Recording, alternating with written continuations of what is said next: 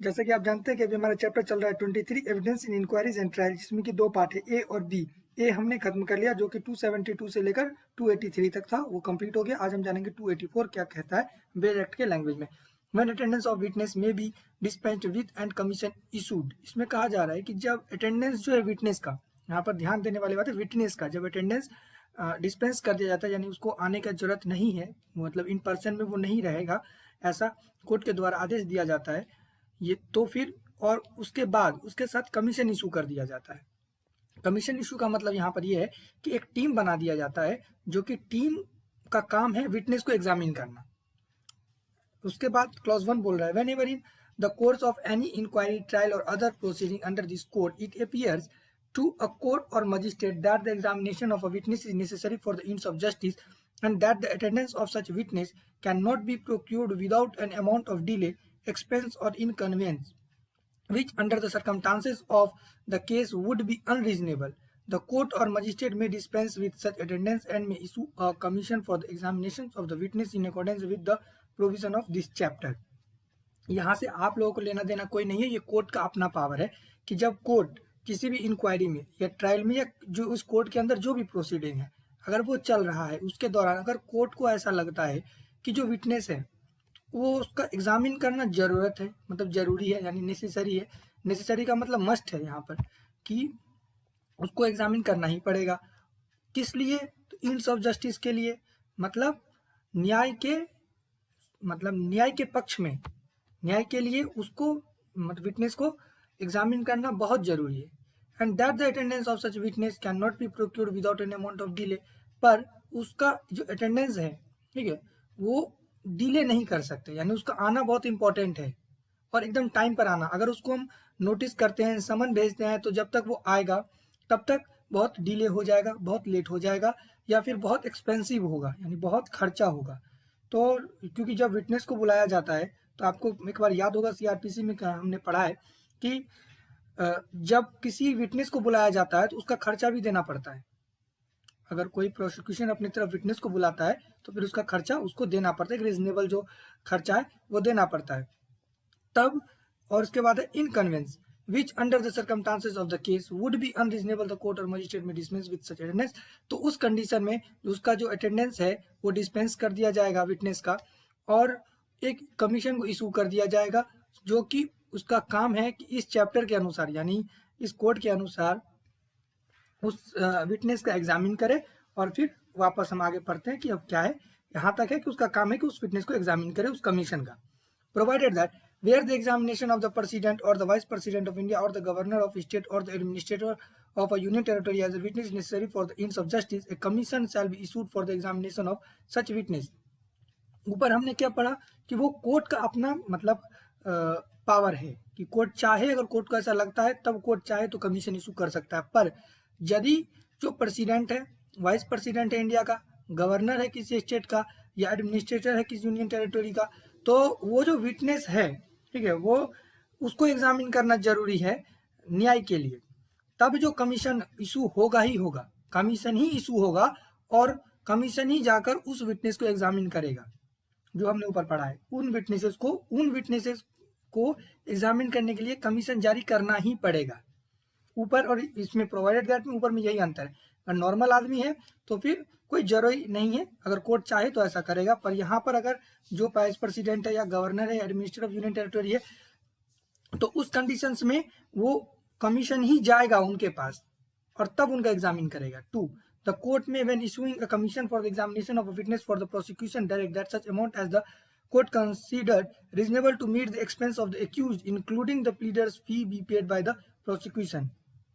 ये खास बात है कि जब कमीशन इशू कर देगा कोर्ट और जाएगा विटनेस को एग्जामिन करने के लिए, ठीक है, प्रोसिक्यूशन की तरफ से, तो प्रोसिक्यूशन की तरफ से एक अमाउंट डायरेक्ट करेगा कोर्ट जो उनको सही लगेगा कि एक्यूज को दिया जाए, इंक्लूडिंग द प्लीडर्स फी। जो एक्यूज का वकील है, जो प्लीडर है, उसका फीस भी उसमें इंक्लूड होगा।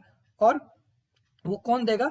वो प्रोसिक्यूशन देगा। क्योंकि हमने इससे पहले पढ़ा था कि जब जो भी साक्ष्य लिया जाएगा, जो भी एग्जामिन को विटनेस किया जाएगा, जब भी विटनेस को एग्जामिन किया जाएगा और जो भी एविडेंस लिया जाएगा वो एक्यूज के प्रेजेंस में लिया जाएगा। ये हमने पहले पढ़ लिया है। इसीलिए यहाँ पर क्या है कि जहाँ जहाँ कमीशन जाएगा वहाँ वहाँ या तो उसका प्लीडर जाएगा या एक्यूज जाएगा, क्योंकि क्रॉस एग्जामिनेशन का भी तो राइट है, वो भी तो उसको करना है। आई होप ये क्लियर हो गया होगा। इसीलिए जो एक्यूज का खर्चा होगा वो प्रोसिक्यूशन के द्वारा दिया जाएगा, जिसमें कि प्लीडर का फीस भी इंक्लूड होगा। 285 commission to whom to be issued. Clause 1. If the witness is within the territory to which this court extends, the commission shall be directed to the chief metropolitan magistrate or the chief judicial magistrate, as the case may be, within whose local jurisdiction the witness is to be found. अब इसमें कहा जा रहा है कि commission किसको issued किया जाएगा। यदि विटनेस, ठीक है, उनके टेरिटोरी में है जहां तक ये कोर्ट जाता है, यानी जहां पर ये कोर्ट एप्लीकेबल है, तो वो डायरेक्ट किसको करेंगे, वहां के चीफ मेट्रोपोलियन मजिस्ट्रेट को या चीफ जुडिशियल मजिस्ट्रेट को, जैसा भी केस होगा उनके लोकल जुडिक्शंस में जहां पर वो विटनेस पाया जाएगा। तो कमीशन कहाँ जाएगा, उस एरिया के चीफ मेट्रोपोलियन मजिस्ट्रेट या चीफ जुडिशियल मजिस्ट्रेट के पास। 2. यदि कोर्ट एप्लीकेबल है तो 2. If the witness is in India but in state or an area to which the court does not extend, the commission shall be directed to such court or officer as the central government may by notification specify in this behalf. यदि witness India में तो है लेकिन जो state है और जो area है वहां पर ये कोड एप्लीकेबल नहीं है, मतलब कि सीआरपीसी एप्लीकेबल नहीं है, वहां पर इस सीआरपीसी का रूल लागू नहीं होता, जैसे बहुत पहले था, जम्मू कश्मीर में भी नहीं होता था, अब होता है। तो जो कमीशन है वो डायरेक्ट कर देगा उस कोर्ट के ऑफिसर को, उस कोर्ट, यहाँ पर कुछ लिखा नहीं है किस कोर्ट के ऑफिसर को, उस कोर्ट के ऑफिसर को जो कि सेंट्रल गवर्नमेंट के द्वारा नोटिफिकेशन कर कर इस काम के लिए अपॉइंट किया गया हो, बिहाफ पर काम करता है, यानी कोर्ट के बिहाफ पर कुछ तो कोई तो काम करता होगा, ये वाला काम, तो उसको डायरेक्ट कर दिया जाएगा। 3. If the witness is in a country or place outside India and arrangements have been made by the central government with the government of such country or place for taking the evidence of witness in relation to criminal matter, the commission shall be issued in such form direct to such court or officer and sent to such authority for transmission as the central government may by notification prescribed in this behalf. अब यदि जो witness है वो India के बाहर रहता है, तब जो सेंट्रल गवर्नमेंट है, उनका क्या, मतलब जो प्रोसेस है, उनका रिलेशन कैसा है, रिलेशन जो है क्रिमिनल मैटर में। अब इसके लिए आपको यहाँ हम यहाँ नहीं लिखा, हम बता रहे हैं, इसके लिए आपको इंटरनेशनल जो ट्रीटी होता है वो पढ़ना पड़ेगा। अब होता है क्या है कि एक्सट्राडिशन होता है, जो कि आईपीसी में भी दिया गया है, एक्सट्राडिशन होता है, और वही इंटरनेशनल लॉ में भी होता है कि यदि आपके पास मेरा अपराधी है तो आप उसको मुझे सौंप दीजिए। ये एक रूल है, इंटरनेशनल लॉ में भी ये रूल है, इंटरनेशनल लॉ में ऐसा रूल है, आईपीसी में भी है, और बहुत सारा जगह पर ऐसा रूल आपको देखने को मिलेगा। तो यहाँ पर भी इनडायरेक्टली वही बात बता रहा है कि जो एविडेंस है जो लिया जाएगा क्रिमिनल मैटर में, तो जो सेंट्रल कमीशन इशू होगा वो उस कोर्ट या उस ऑफिसर को डायरेक्ट कर देगा, और उस अथॉरिटी को जो सेंट्रल गवर्नमेंट द्वारा नोटिफिकेशन करके इस बिहाफ पर मतलब अपॉइंट किया गया है। आई होप ये क्लियर हो गया होगा। उसके बाद 286 executions of commissions. Upon receipt of the commission, the chief metropolitan magistrate or chief judicial magistrate or such metropolitan or judicial magistrate as he may appoint in this behalf shall summon the witness before him or proceed to the place where the witness is and shall take down his evidence in the same manner and may for this purpose exercise the same powers as in trials or warrant case under this code. अब जब जो commission है उस पर जो chief जिसको भी किया गया है, वो चीफ जुडिशियल मजिस्ट्रेट या मेट्रोपॉलिटन मजिस्ट्रेट, जो भी मजिस्ट्रेट है जिनको ये जो भी दिया गया है, जो भी इस बिहाफ पर अपॉइंट किया गया है, वो समन करेंगे, किसको, विटनेस को। ऊपर हमने क्या पढ़ा था, इससे पहले वाले 2 सेक्शंस ऊपर हमने पढ़ा था कि जो डायरेक्ट किया जाएगा वो चीफ जुडिशियल मजिस्ट्रेट के पास या चीफ मेट्रोपॉलिटन मजिस्ट्रेट के पास दिया जाएगा। अब जो रिसिप्ट पहुंचा है कमीशन का इन दोनों के पास, जिसके एरिया में वो विटनेस है, तो वो क्या करेंगे, वो समन कर सकते हैं उस व्यक्ति को, उस विटनेस को अपने सामने आने के लिए, या फिर उसी जगह पर जो कमीशन है वो जाकर उस विटनेस का एग्जामिन करेगा। और उसके बाद जो कमीशन है उसके पास वो पूरा पावर रहेगा जो एक ट्रायल और वारंट केस में इस कोर्ट के अंदर एक कोर्ट के पास होता है। उसके बाद 287 पार्टीज में एग्जामिन विटनेस अब पार्टीज जो है वो विटनेस को एग्जामिन करेगा। The parties to any proceeding under this code in which commission is issued may respectively forwarded interrogative in writing which the court और magistrate directing the commission may think relevant to the issue and it shall be lawful for the magistrate court और officer to whom the commission is directed or to whom the duty of executing it is delegated to examine the witness upon such interrogatories। अब इसमें कहा जा रहा है जो party है, जो प्रोसीडिंग है इस कोर्ट के द्वारा चला गया और जो कमीशन को फॉरवर्ड किया गया है पूछताछ के लिए, वो राइटिंग में होगा, ठीक है। और उसके बाद और वो जो मजिस्ट्रेट है वो उसके लिए ये सब लॉफुल होगा कि वो उससे पूछताछ करे, उससे क्वेश्चन आंसर का मतलब उसको क्वेश्चन करे, वो आंसर दे। और याद रखिए कि यहाँ पर नहीं है लेकिन एक्यूज भी साथ में होता है और प्लीडर भी साथ में होता है, इसका मतलब है कि क्रॉस एग्जामिनेशन भी होता होगा, ठीक है। तो जो भी वहाँ पर होगा वो क्रॉस एग्जामिनेशन भी वहाँ पर होगा क्योंकि वो एक्यूज का राइट है, तो वहाँ पर जरूर होगा। और इस यही पर्पस है कि एक्यूज को लेकर भी जाया जाता है, कमीशन लेकर जाता है या फिर उसके प्लीडर को लेकर जाता है। उसके बाद ये उनका काम है कि जिनको ये कमीशन को जो ड्यूटी दिया गया है वो निभाना, वो कमीशन का काम है। उसके बाद to any such party may appear before such magistrate, court or officer by pleader or if not in custody in person and may examine cross examination re-examination as the case may be the said witness। हमने जैसे पहले कहा वो बात यहाँ पर लिख दिया गया है कि जो भी मतलब कोर्ट के सामने जो पार्टी अपियर होता है, ठीक है, वो जो अगर कस्टडी में नहीं है, अगर जो एक्यूज है वो कस्टडी में नहीं है तो वो खुद से एग्जामिन कर सकता है, क्रॉस एग्जामिनेशन का राइट हो सकता है और री एग्जामिन का भी राइट उसके पास होगा उस विटनेस। अब हमारा section 288 return of commission 1। After any commission issued under section 284 has been duly executed it shall be returned together with the depositions of the witness examined thereunder to the court or magistrate issuing the commission and the commission the return thereto and the deposition shall be open at all reasonable times to inspections of the parties and may subject to the all just exceptions be read in evidence in the case by either party and shall form part of the record। जब commission जो है जो issued किया गया था 84 के अंदर 284 के अंदर वो एग्जीक्यूट हुआ, उसके बाद अब वो वापस आया। अब वो वापस आया किसके साथ आया? डिपोजिशन ऑफ द विटनेस, यानी कि जो भी एग्जामिन किया था, एग्जामिन करने के लिए जो कमीशन इशू हुआ था वो एक कमीशन एग्जामिन कर लिया आदमी को, अब वो वापस आया। और वो वापस कहाँ आया? उस कोर्ट के पास, उस मजिस्ट्रेट के पास, कोर्ट या उस मजिस्ट्रेट के पास जिन्होंने 284 के अंदर कमीशन जो था वो बनाया था, यानी कि जिसने डायरेक्ट किया था कि ये कमीशन जाकर एग्जामिन करेगा, जिस कोर्ट ने आदेश दिया था उस कोर्ट के पास वो रिटर्न हो जाएंगे। और उसके बाद जो भी डिपोजिशन है, जो भी मतलब एग्जामिन किया गया है वो रिपोर्ट है, वो सबके लिए यानी पार्टीज जो है उनके लिए वो खुला है, यानी कि जब भी रीजनेबल टाइम मिलेगा तो जब भी जरूरत पड़ेगा तो वो पार्टीज जो है वो उसको देख सकता है। और लेकिन यहाँ पर लिखा एंड में subject to all just exceptions यहाँ पर छोड़कर। एक्सेप्शंस कौन हो सकता है?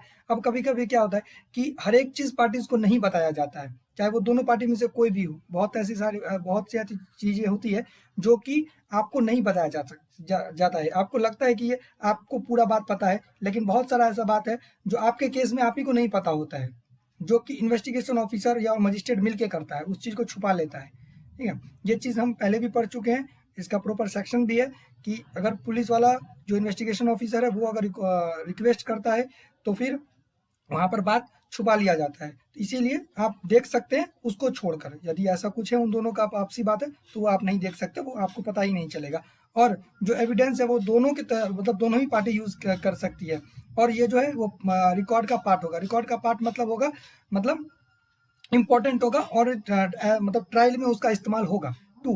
Any depositions are taken if it satisfies the conditions prescribed by Section 33 of the Indian Evidence Act 1872 may also be received in evidence at any subsequent stage of the case before another court। अब ये जो depositions है जो कि लिया गया है, अगर वो कंडीशंस सेटिस्फाई कर देता है 33 का, तो फिर उसको दूसरे केस में भी यानी सब्सिक्वेंट स्टेज मतलब आगे के उसी केस में आगे के स्टेज के लिए उसको एज एविडेंस यूज कर सकते हैं दूसरे कोर्ट में भी। आई होप ये क्लियर हो गया होगा। और 33 हम संक्षेप में जान लेते हैं कि होता क्या। 33 में होता क्या है कि आदमी कुछ बोल देता है, उसके बाद आदमी इनकेपेबल हो जाता है। ये मेनली 33 है कि पहले तो ठीक था, बाद में वो अनकेपेबल हो गया। अब है हमारा 289 adjournment of proceeding. In every case in which a commission is issued under section 284 the inquiry trial proceeding may be adjourn for a specified time reasonably sufficient for the execution and return of the commission.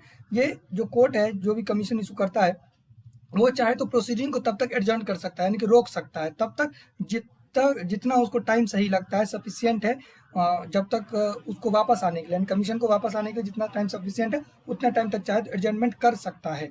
290 education of foreign commissions, इसमें क्या है कि सीधा आप पढ़ लीजिए 285 जो हमने पढ़ा है, पहले हमने पढ़ा है 285, उसका ठीक अपोजिट है 290। बस फर्क ये है कि उसमें दूसरा देश हमारे लिए करता था और इसमें क्या है कि हम दूसरे देश के लिए करते हैं, इसीलिए सीधा रेसिप्रोकल आप 285 पढ़िए, 290 पढ़िए, आपको एकदम क्लियर हो जाएगा, लैंग्वेज ही पूरा सेम है। 291 डिपोजिशंस ऑफ मेडिकल विटनेस। अब first, the depositions of a civil surgeon or other medical witness taken and attested by a magistrate in the presence of the accused or taken on commission under this chapter may be given in the evidence in any inquiry, trial or other proceeding under this code, although the deponent is not called as witness। अब क्या है कि जो deposition है, यानी कि जो examine है, जो रिपोर्ट है, वो सर्जन, जो सिविल सर्जन है या फिर कोई दूसरा मेडिकल विटनेस है, उसके द्वारा अटेस्ट किया जाता है बाय मजिस्ट्रेट के द्वारा अटेस्ट किया जाता है और एक्यूज के प्रेजेंस में किया जाता है। और फिर जो सिविल सर्जन है या फिर मेडिकल स्टाफ है, वो क्या है कि वो उसको एविडेंस और इंक्वायरी में यूज तो किया जाएगा, लेकिन उसको हम विटनेस नहीं बोल सकते। ऐसा है ना कि कोई अगर कुछ बोलता है तो हम उसको विटनेस बोल देते हैं, लेकिन ये जो डिपोजिशन ऑफ सिविल सर्जन या अदर मेडिकल वाला आदमी है, ये इसको हम विटनेस नहीं, एज ए विटनेस नहीं बुला सकते। ठीक है, मतलब ऐसा है कि हम दूसरे विटनेस को बुला सकते हैं, लेकिन इसको हम एज ए विटनेस नहीं बुला सकते। 2 द कोर्ट में if it think fit and shall on an application of the prosecution or the accused summon and examine any such deponent as to the subject matter of his deposition. अब लेकिन यदि court को सही लगता है और prosecution या accused application देता है कोर्ट के पास, तो कोर्ट समन कर सकता है उस डिपोनेंट को, यानी कि सिविल सर्जन को, और जो अदर मेडिकल ऑफिसर्स है उसको, विटनेस है, उसको कर सकता है एग्जामिन, लेकिन सब्जेक्ट मैटर जो होगा किस बात पर पूछेगा कि जो उसका सब्जेक्ट मैटर है उस डिपोजिशन पर, उस पर समन करके उसे सवाल जवाब कर सकता है। 291A identifications report of a magistrate. Any document purporting to be a report identification under the hand of the executive magistrate in respect of a person or property may be used as evidence in any inquiry, trial or other proceeding under this code, although such magistrate is not called as witness। इसमें कहा जा रहा है कि जो भी document है, जो रिपोर्ट है, वो तैयार किया गया एग्जीक्यूटिव मजिस्ट्रेट के द्वारा, यानी जुडिशियल मजिस्ट्रेट के द्वारा नहीं किया गया है। किसके रिस्पेक्ट में? पर्सन या प्रॉपर्टी के रिस्पेक्ट में, और वो एविडेंस और इंक्वायरी में यूज हो रहा है, यानी कि यूज हो रहा है। तो फिर वो क्या होगा कि वो जो मजिस्ट्रेट जो भी लिखा हुआ था, अगर वो मजिस्ट्रेट है, पता चलता है कि वो एग्जीक्यूटिव मजिस्ट्रेट के द्वारा लिखा गया, तो उसको हम एज अ विटनेस नहीं बुला सकते। ठीक है, उसको सिविल सर्जन को भी नहीं एज ए विटनेस बुला सकते, समन करके बुला सकते हैं यदि प्रोसिक्यूशन एक्यूज एप्लीकेशन देता है और अगर कोर्ट को सही लगता है तब। तो ठीक यहाँ पर भी वही बात है कि मजिस्ट्रेट को भी, एग्जीक्यूटिव मजिस्ट्रेट को भी हम एज अ विटनेस नहीं बुला सकते, provided that where the such report contain a statement of any suspect or witness to which the provision. अब जो रिपोर्ट है वो 21, 32, 33, 155, 157 जैसा भी केस है, अगर इंडियन एविडेंस का है, अगर अप्लाई होता है तो उस स्टेटमेंट को हम यूज नहीं कर सकते। ठीक है, such statement shall not be used under this subsections except in accordance with the provision of दो सेक्शन। ठीक है, उसके बाद 2 द कोर्ट में if it think fit and shall on the applications of the prosecution or the accused summon and examine such magistrate as to the subject matter of the said report. फिर वही बात यहाँ पर कहा जा रहा है कि सीआरपीसी में क्या दोहराता बहुत है बातों को, इसीलिए हम भी दोहराते हैं। 2 बोल रहा है कि अगर कोर्ट को सही लगता है और प्रोसिक्यूशन या एक्यूज एविडेंस देता है तो फिर एप्लीकेशन देता है तो फिर समन करके उस मजिस्ट्रेट को भी बुलाया जा सकता है, एजुकेटिव मजिस्ट्रेट को भी बुलाया जा सकता है। उसके बाद अगर आपको इसमें कहीं दिक्कत है तो आप कमेंट करके पूछ सकते हैं। उसका 292 evidence of officers of the mint. अब यहाँ पर मिंट का मतलब पुदीना नहीं है, ना मिंट का मतलब यहाँ पर जो सिक्का वाले में काम करता है वो भी नहीं है, जो वर्क करता है। यहाँ पर मतलब है ऑफिसर से। ऑफिसर मतलब जो किसी भी काम को करता है, जो भी केस में इन्वॉल्व है, उसका यहाँ पर बात हो रहा है mint. Evidence of officers of the mint clause 1 any document property to be report under the hand of any such. अगर कोई भी डॉक्यूमेंट बनाया गया है ऑफिसर्स ऑफ एनी मिंट और any note printing press or any security printing press including the officers of the controller of stamps and stationery or of any forensic department or division of forensic science laboratory or any government examiner or question document or any state examiner of question document as the case may be, as the central government may by notification specify in this behalf upon any matter or things duly submitted to him for examination and report in the course of any proceeding under this code may be used as evidence in any inquiry, trial or other proceeding under this code, although such officer is not called as witness। इसमें कहा जा रहा है कि जितना भी हमने ऊपर में नाम पढ़ा, इन लोगों का जो बनाया हुआ रिपोर्ट है वो एविडेंस में यूज होगा, इंक्वायरी में यूज होगा, लेकिन हम उन ऑफिसर्स को एज अ विटनेस नहीं बुला सकते कोर्ट में।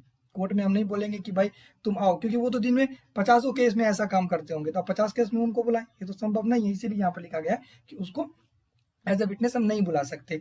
2, द कोर्ट में if you think fit summon and examine any such officer as to subject matter of his report, वही बात कि अगर कोर्ट को सही लगता है तो समन कर सकता है। उसके बाद 3rd, provided that no such officer shall be summon to produce any records on which the report is based. इसमें कहा जा रहा है कि जो ऑफिसर है उसको समन नहीं किया जा सकता, उस ऑफिसर को कोई भी रिकॉर्ड, ठीक है, जो उस पर वो मतलब अगर वो बेस्ड है वो रिपोर्ट, तो कोई जबरदस्ती नहीं कर सकता उस ऑफिसर से। यहाँ पर बात यही है कि समन करके भी आप उससे वो रिपोर्ट नहीं मांग सकते, ठीक है।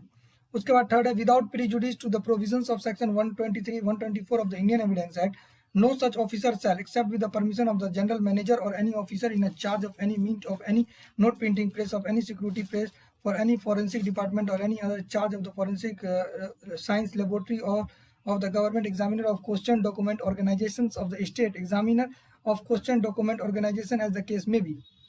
इसमें कहा जा रहा है कि जो ऑफिसर है, ठीक है, मतलब उस ऑफिसर को जो हमने ऊपर पढ़ा था, उन ऑफिसर्स को जनरल मैनेजर का परमिशन लिए बिना, ठीक है, आप जो है उन लोगों को बुला नहीं सकते, ठीक है, या तो फिर कोई भी जो डॉक्यूमेंट है वो आप उनसे मांग नहीं सकते।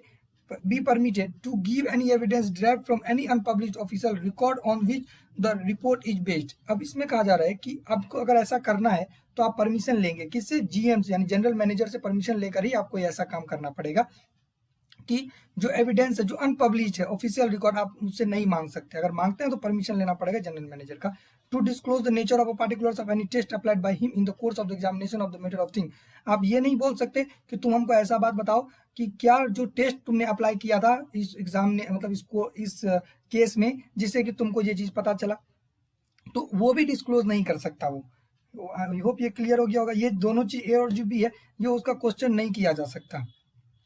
उसके बाद है 293, report of certain government scientific expert। 1, any document purporting to be report under the hand of the government scientific expert to whom these sections apply upon any matter of the thing duly submitted to him for examination, analyze, and the report in the course of any proceeding under this code may be used as evidence in any inquiry, trial or other proceeding under this code। इसमें कहा जा रहा है कोई भी जो document है जो गवर्नमेंट का जो साइंटिफिक एक्सपर्ट है, लाइक मतलब साइंटिस्ट, ठीक है, साइंटिस्ट बोल सकते हैं, या एक हम लोग का एक चैप्टर है, उस चैप्टर में एक्सपर्ट ओपिनियन, तो उसी एक्सपर्ट का यहाँ पर बात हो रहा है, ठीक है, जिस पर ये सेक्शंस अप्लाई होता है। और अगर वो कोई भी चीज एनालाइज करते हैं, कोई भी चीज एग्जामिनेशन करते हैं, तो उसको एज एविडेंस हम यूज कर सकते हैं, ट्रायल में भी कर सकते हैं और दूसरे प्रोसीडिंग में भी कर सकते हैं।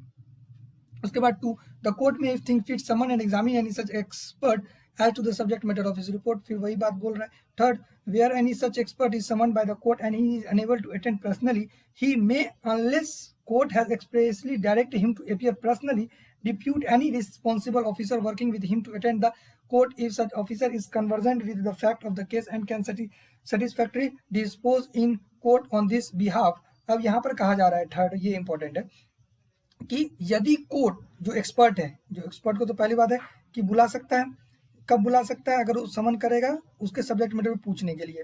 लेकिन यहाँ पर बोल रहा है कि समन तो करेगा, लेकिन यदि वो नहीं लिखा हुआ है, अगर वहां पर कोर्ट ने मतलब मेंशन नहीं किया है कि आपको इन पर्सन आना है, यानी कि खुद ब खुद आना है, तब वो चाहे तो अपना एक रिस्पॉन्सिबल ऑफिसर को भेज सकता है जो उसके साथ काम कर रहा था, और वो जो फैक्ट है, जो मतलब केस में जिसमें बुला रहा है, उस फैक्ट के साथ वो फैमिलियर हो, उसको पूरा बात पता हो, कन्वर्जेंट हो, तो उस केस में क्या होगा, वो व्यक्ति भी जा सकता है, वो पर्सनली नहीं भी जाएगा, वो अपना आदमी भी भेज सकता है।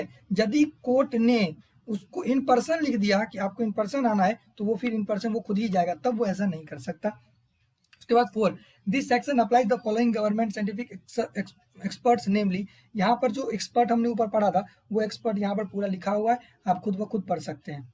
उसके बाद 294, no formal proof of certain document, where any document is filed before any court by the prosecution or the accused, the particulars of every such document shall be included in a list, and prosecution or the accused, as the case may be, or the pleader for the prosecution or the accused, if any, shall be called upon to admit or deny the genuineness of each such document। अब जो document है जो कि court के पास file किया गया prosecution के द्वारा या एक्यूज्ड के द्वारा, उसमें जो पार्टिकुलर्स है, जो डॉक्यूमेंट्स है, जो भी प्रोसिक्यूशन का भी एक्यूज्ड का भी है, अब जो प्लीडर्स है प्रोसिक्यूशन का भी एक्यूज्ड का भी जो भी है अगर है तो वो लोग मतलब जो भी चीज दिया गया है ना उसके सत्यता को वो एडमिट या डिनाई कर सकते हैं कि हम इस चीज को मानते हैं, इस चीज को नहीं मानते हैं। 2, the list of document shall be in such form as a prescribe by the state government के द्वारा जैसा भी प्रिस्क्राइब रहेगा, जैसा भी रूल बनाया जाएगा उस हिसाब से वो डॉक्यूमेंट का लिस्ट तैयार रहेगा।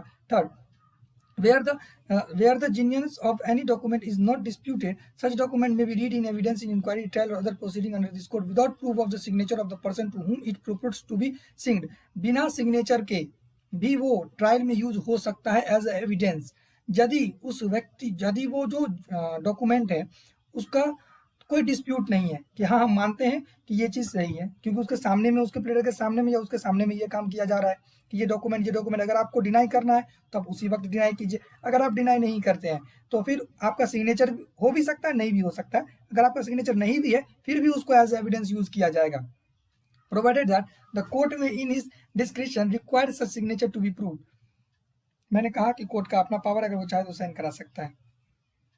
295, affidavit in proof of conduct of public servants। When any application is made to any court in the course of any inquiry, trial or other proceeding under this code and allegations are made therein respecting any public servant, the applicant may give evidence of the fact alleged in the application by affidavit, and the court may, if he thinks fit, order that evidence relating to such fact be so given। इसमें कहा जा रहा है कि जब application court में दिया जाता है किसी भी कोर्स या ट्रायल या फिर अदर प्रोसीडिंग जो इस कोड में है उसके हिसाब से जो एलिगेशन है वो लगाया जाता है पब्लिक सर्वेंट पे, ठीक है। तब क्या होगा, अगर आप पब्लिक सर्वेंट पर कोई भी लगाते हैं, मतलब in the course of inquiry, मतलब इंक्वायरी चल रहा है, प्रोसीडिंग चल रहा है इस कोर्ट के अंदर, कुछ भी है स्टेज है, अगर आप पब्लिक सर्वेंट पर आरोप लगाते हैं तो वो जो एप्लीकेंट है तो वो मतलब एविडेंस देगा उस एप्लीकेशन के साथ, एफिडेविट के साथ। एफिडेविट क्या है वो आपको खुद ब खुद जानना होगा। एफिडेविट होता है एक पेपर होता है जिसमें आप शपथ लेते हैं कि हम ये जो कर रहे हैं वो अपने होश हवास में कर रहे हैं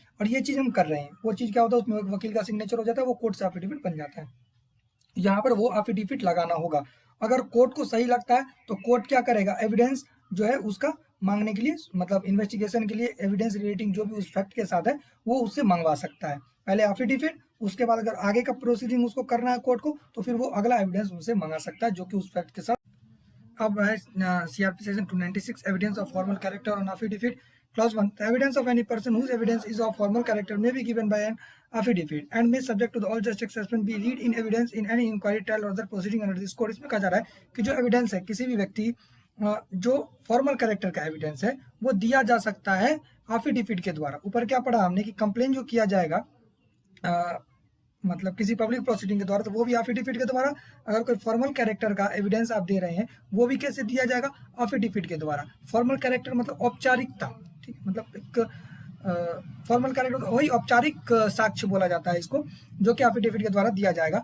यदि कोई एक्सेप्शंस है तो उसको छोड़ दिया जाए, यदि एक्सेप्शंस नहीं है, जिस कोड में एक्सेप्शंस नहीं दिया गया है जिस भी, तो उसमें इसको एविडेंस इंक्वायरी के दौरान, ट्रायल के दौरान या किसी दूसरे प्रोसीडिंग के दौरान इसको यूज कर सकते हैं। इस फॉर्मल कैरेक्टर का जो एविडेंस है जो दिया जा रहा है एफिडेविट पर उसको हम यूज कर सकते हैं किसी भी ट्रायल में, इंक्वायरी में एज एविडेंस।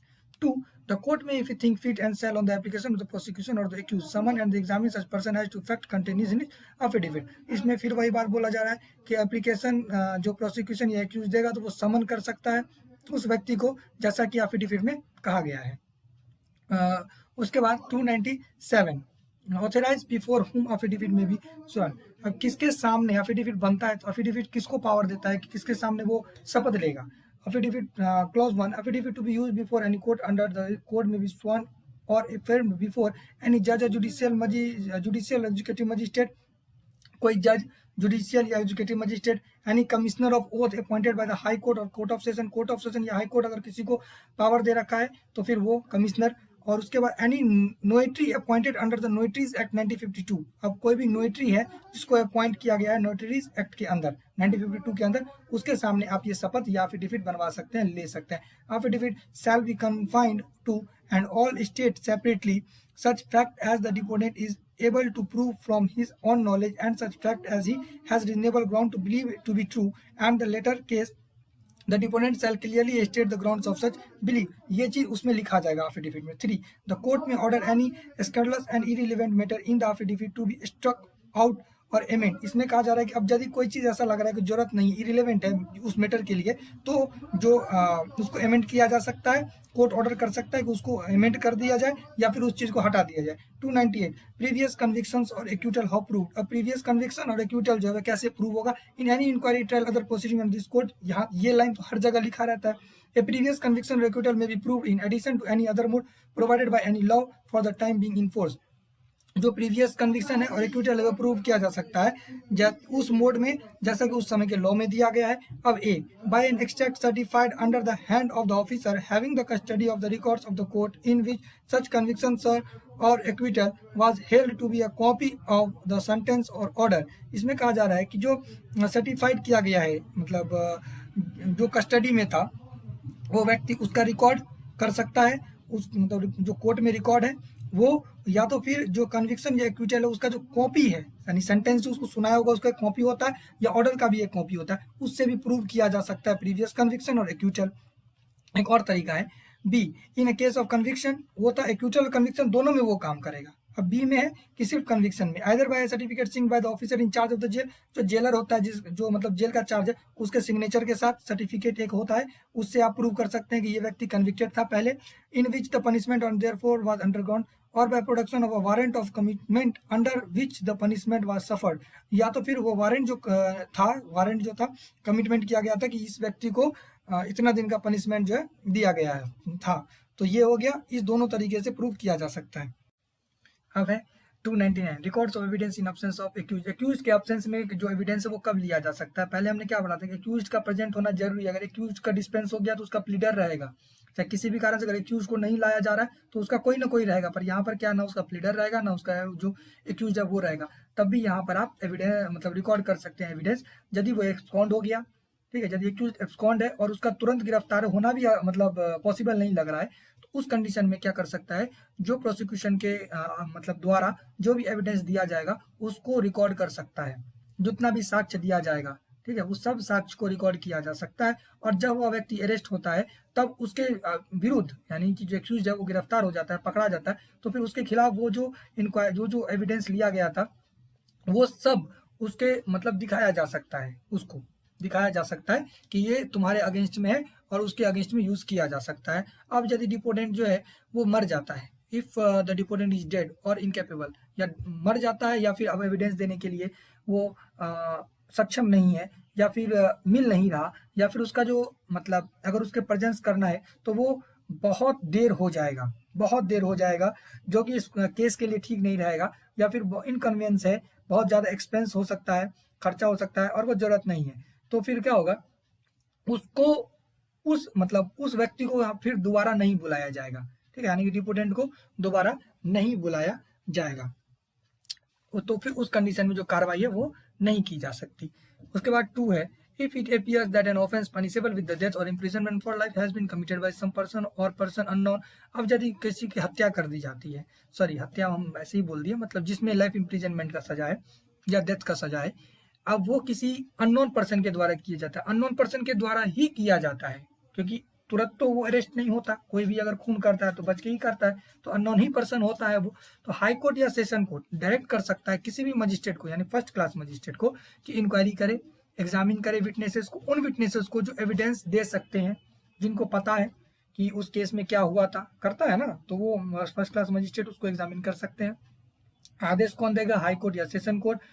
तो फिर उसके बाद यदि वह व्यक्ति अरेस्ट होता है, यानी कि बाद में वो व्यक्ति तो अरेस्ट होगा जो किया था, या कोई भी अरेस्ट होता है, तो उसके अगेंस्ट जो ये लोग जो पहले एविडेंस दिया था उसको यूज कर सकते हैं. ठीक है, अब ये कब नहीं होगा? If the deponent is dead और इनकेपेबल ऑफ गिविंग एविडेंस और beyond the limits of India. अब उस व्यक्ति को दोबारा फिर से नहीं बुलाया जाएगा एज ए विटनेस, क्योंकि आप यूज नहीं करेंगे, या तो व्यक्ति इंडिया के बाहर चला गया हो या व्यक्ति मर गया हो. ये जो चीज है क्लॉज 2 ये अधूरा है. यहाँ पर बस इतना ही लिखा है, यहाँ पर कॉमा के बाद कि यदि वो ऊपर से बाहर है, मर गया, या फिर इंडिया से बाहर है. ठीक है, अब यहाँ पर हम कितना भी कुछ कर लें तो ये एक सटीक चीज़ नहीं आ रहा है। तो मतलब आप इतना ही समझिए कि सेशन कोर्ट और हाई कोर्ट आदेश दे सकता है किसी भी फर्स्ट क्लास मजिस्ट्रेट को इंक्वायरी करने के लिए, विटनेस को एग्जामिन करने के लिए किसी अननोन पर्सन के खिलाफ। जो अननोन पर्सन है वो मर्डर कर मतलब कुछ भी कर दे जिसका सजा डेथ है या लाइफ इम्प्रिजनमेंट है, उसमें who can give evidence concerning the offence and any deposition so taken be given in evidence against any person who is subsequently accused for the offence. और उसके खिलाफ यूज हो सकता है जो कि बाद में अरेस्ट होगा, उसके खिलाफ वो यूज होगा। उसके बाद कॉमा दे के लिख दिया if the dependent is dead और इनकेपेबल ऑफ गिविंग एविडेंस और beyond the limits of India. अब जो डिपोनेंट है यानी कि साक्ष्य दिया है वो डेड हो गया या फिर इनकेपेबल हो गया या फिर इंडिया से बाहर रहता है, तो यहाँ पर यही मतलब निकाला जा सकता है इंटरप्रिटेशन के बाद कि उस व्यक्ति को दोबारा नहीं बुलाया जाएगा, यानी कि उस व्यक्ति पर दोबारा से खर्चा नहीं किया जाएगा, उसको सीधा सीधा ऐसे ही यूज किया जाएगा। वो जो एक बार बोल दिया वो बोल दिया, ठीक है। अब अगर आप ऊपर वाले से इसको मैच कीजिए तो बात यही आ रहा है कि लास्ट में जो लिखा यदि वो जो डिपोनेंट है जो साक्ष्य दिया था वो मर गया या फिर इंडिया से बाहर चला गया, अगर बाहर चला गया तभी उसको फिर से बुलाया नहीं जाएगा, तो वो जो पहले एविडेंस दे चुका था यानी कि पहले जो एग्जामिन हो चुका था उसको ही हम यूज करेंगे, यानी कि यहाँ पर एक तरह से आप बात समझिए इम्प्लाइडली री एग्जामिन का बात हो रहा है। उसको साबित करने के लिए हम दोबारा नहीं बुलाएंगे, यदि अगल बगल है तो बुला सकते हैं, लेकिन अगर मर गया तो कहाँ से बुलाएंगे। अब देश से बाहर रहता है, अब 5 करोड़ का खर्चा करके कौन बुलाएगा, कोई नहीं बुलाएगा। तो इसीलिए जो एक बार वो बोल दिया वो बोल दिया। अब ये चैप्टर खत्म हो चुका है, 24 25 भी खत्म हो ही चुका है। उसके बाद हम आगे देखते हैं कि कौन जो चैप्टर अच्छा होगा इंपॉर्टेंट होगा वही हम पढ़ेंगे। उसके बाद आज के लिए इतना ही।